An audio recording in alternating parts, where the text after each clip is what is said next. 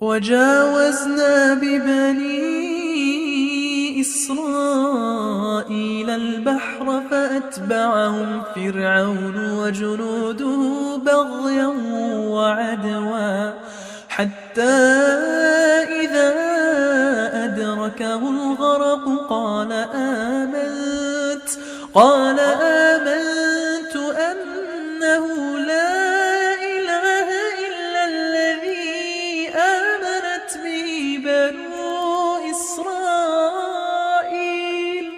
وأنا من المسلمين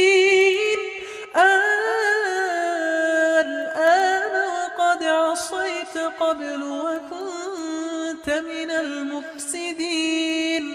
فاليوم ننجيك ببدنك لتكون لمن خلفك آية وإن كثيرا من الناس عن آياتنا لغافلون